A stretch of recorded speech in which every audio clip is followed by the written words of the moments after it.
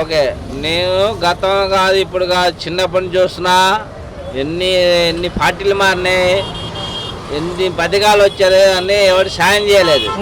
Jagan board ఇచ్చినట్టు పథకాలు, అమ్మఒడి డబ్బులు, ఆటోడికి లాక్డౌన్లో సాయం చేశాడు. ఇంటింటికి కూరలు అట్లా మరి ఇప్పుడేం కరెంట్ ఛార్జీలు పెరిగిపోయి ఆటో వాళ్ళకి డబ్బులు లేవుగా. మరి చంద్రబాబు నాయుడు ప్రభుత్వం మరి గ్యాస్ ఇవ్వాలి కదా. అవును, ఇవ్వాలిగా. ఎంతమందికి ఇచ్చాడు? ఎంతమందికి ఇచ్చాడు? ఏముంది, ఏదో పారదర్శకంగా చెబుతా ఉన్నారు. మోసం. ఎక్కడిచ్చాడు? 5,000 కోట్లు జనాభా ఓట్లు వేశారు, గెలిపించారు. అందరికి ఇవ్వాలి కదా. 1,00,000 మందికి ఇచ్చాడు అంటే మిగతా వాళ్ళు ఎరుపుకోవాలా? ఖజానాలో డబ్బులు లేవంటున్నాడు ఈయన. మరి మరి తీసుకోవాలిగా, ఉన్న డబ్బులు ఇవ్వాలి కదా. అమరావతి అన్నాడు, డబ్బులు బాగా తీసుకున్నాడు. మరి అందులో డబ్బులు ఉన్నాయి కదా, ఇలాంటప్పుడు ఇవ్వాలి కదా. అవును, మరి ఇవ్వాలిగా. మరి అడగాలి జనం కూడా. మరి పాప వాళ్ళకేమో తెలియదు, ఎవరు మరి సమాధానం చెప్పట్లేదు. ఎలక్షన్స్ ముందు ఎన్నో చెబుతాము, వచ్చేది చేయమని ఆయనే అన్నాడు మొన్న అసెంబ్లీలో. ఇదంతా మాయ మాటలు. జనాభా కూడా మాయా వాళ్ళు. ఓకే, వీళ్ళు ఓట్లు వేసారు. సంవత్సరానికి 3 బండ్లు ఇస్తా అన్నాడు. మళ్ళా 18 సంవత్సరాలకి అమ్మాయిలకి వాళ్ళకి 15 సంవత్సరాలు డబ్బులు ఇస్తా అన్నాడు. ఇస్తున్నాడా? లేదుగా, లేదు, డబ్బులు లేవంట ఖజానాలు. గజాలు లేకపోతే ఇయ్యాలిగా, మాట నిలబెట్టుకోవాలి కదా. మరి అసలు మాట నిలబెట్టుకుని ఎందుకు ఓటేసుకుని గెలుచుకున్నాడు? మరి మోసం చేసినట్టేగా. మరి అంతేగా, మోసం చేశారు. మరి ఏంటి ఈ రోజు మీ ప్రీతమ నాయకుడు జగన్మోహన్ రెడ్డి గారి పుట్టినరోజు, మరి ఎలా ఉండబోతుంది? మళ్ళీ ఆయన రావాలంటారా? చెప్పండి. రైట్, చూసుకుంటే మరి ఏంటి జగన్మోహన్ రెడ్డి గారు మళ్ళీ వచ్చే అవకాశం ఉందంటారా? 2027 ఎలక్షన్స్ వస్తాయంట, జమిలీ ఎలక్షన్స్. మరి మళ్ళీ సీఎం. ఇదంతా మోసం. ఎందుకంటారు? ఎందుకంటే అందరికి గ్యాస్ ఇస్తా అన్నారు, అందరికి ఇచ్చాడా? అందరికి డబ్బులు ఇస్తా అన్నాడు, ఇచ్చాడా? ఇవ్వలేదు. అమ్మఒడి చేశాడు, మీలాంటి ప్రైవేట్ ఉద్యోగాలకి సైడ్ చేశాడు. ఓకే, మరి అలాంటప్పుడు మీరు మీ ఉద్దేశం ఏంది? మరి ఒక పక్క చూసుకుంటే గతంలో అన్ని పథకాలు వచ్చాయి, ఇప్పుడేమో 6 పథకాలు చెప్తున్నారు, కానీ అమలు చాలా టైం పడుతుంది అంటున్నారు. కట్ చేసి చెప్పను. అమరావతికి 8,600 కోట్లు అంటున్నారు. రెండో పక్క చూసుకుంటే జమిలీ ఎలక్షన్స్ కనుక అయితే ఎలా ఉండబోతుంది అంటారు? ఖర్చులు తగ్గుతాయి అంటున్నారు కదా ఈసారి. కొంతమంది విశ్లేషకులు ఏమంటున్నారంటే సార్, జమిలీ ఎలక్షన్స్ వల్ల ప్రతిపక్షాలకి లేకపోతే ఓడిపోయిన మాజీ ప్రభుత్వాలకి కొంచెం మళ్ళీ వచ్చే అవకాశం ఉంటుంది అంటున్నారు. ఏం చేశారని చేస్తే బాగుండేది. అంటే సార్ ఖర్చులు కవర్ అవుతాయి అంటారు. ఎందుకంటే రాష్ట్రాల మధ్య అనేక సార్లు పెట్టడం వల్ల అంత వ్యయం అవుతుందంట ఎలక్షన్స్కి. కేంద్రం అంటుంది, ఎలా ఉంటుంది అంటారు? జమిలీ ఎలక్షన్ పెడితేనే మనకి ఖర్చులు తగ్గుతాయి, ముందుకు వెళ్ళే అవకాశాలు ఉన్నాయి సార్. మరి చూసుకుంటేనేమో 7 నెలలు అవుతుంది కొత్త ప్రభుత్వాలు. ఇప్పుడు సంక్షేమం 6 పథకాలు, గతంలో 9 పథకాలు. మరి చూసుకున్నట్లయితే లోటు బడ్జెట్లో ఉన్నాము. అమరావతికి అప్పేనంటున్నారు, డెవలప్మెంట్కి అప్పేనంటున్నారు. మరి ఎలా ఉండబోతుంది? మనుషులు భారాలు తట్టుకోవాలంటారా? ఇప్పుడు వచ్చే ట్యాక్సులు కానివ్వండి, రేట్లు పెరుగుతాయి కదా. పెరిగినా సరే మనకి ఏంటంటే మనకి అభివృద్ధి జరగలేదు. జరిగితే మనకి అన్ని బాగుండేవి.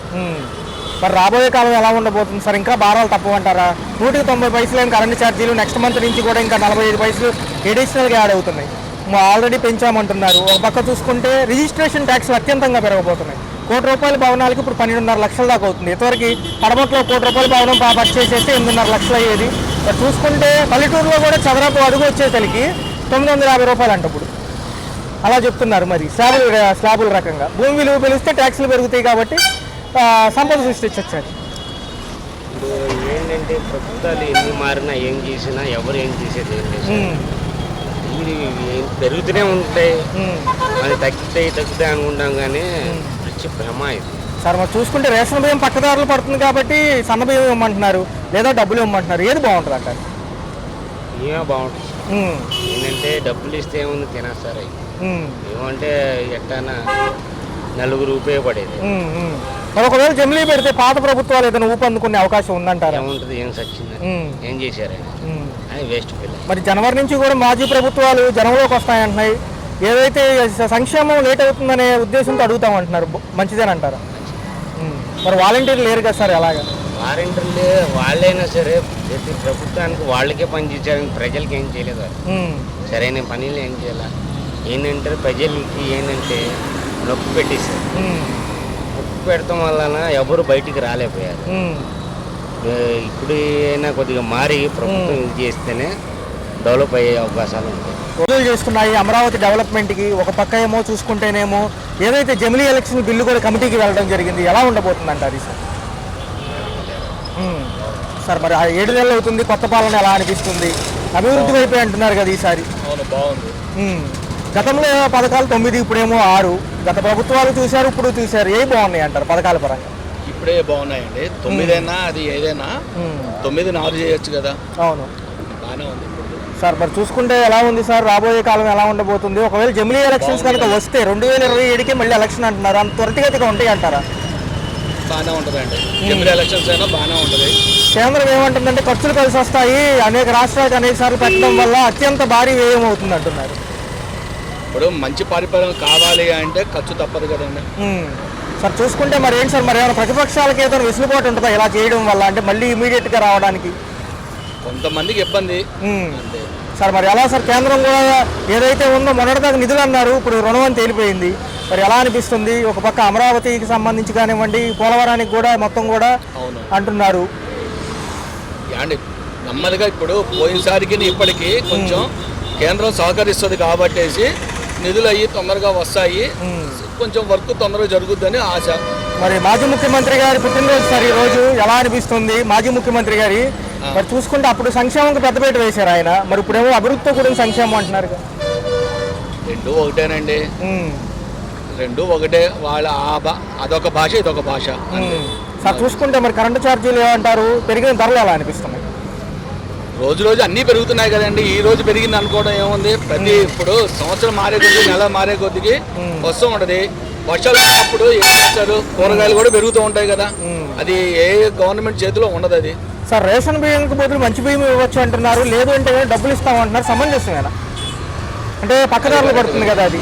అది వాస్తవమే, అంతే కదా. సార్ చూసుకుంటే నెలాఖరికల్లా కూడా అసలు ఎవరికి అవసరం ఉంది రేషన్ బియ్యం? ఇది ఏదో ఇచ్చామని చెప్పేసి మభ్య పెట్టడం తప్ప ఎవరికి అవసరం ఉంది అసలు? రేషన్ బియ్యం ఎవరు తీసుకుంటున్నారు? అలా ఇది మభ్య పెట్టడమును, అది వాళ్ళు పక్కదాన్ని మళ్లించడానికి తప్ప ఎందుకు పనికిరాదు రేషన్ బియ్యం. ఎవరు తీసుకోవట్లా. గత ప్రభుత్వాలు అప్పులు చేయడం వల్లే లోటు బడ్జెట్లో ఉన్నామంటున్నారు.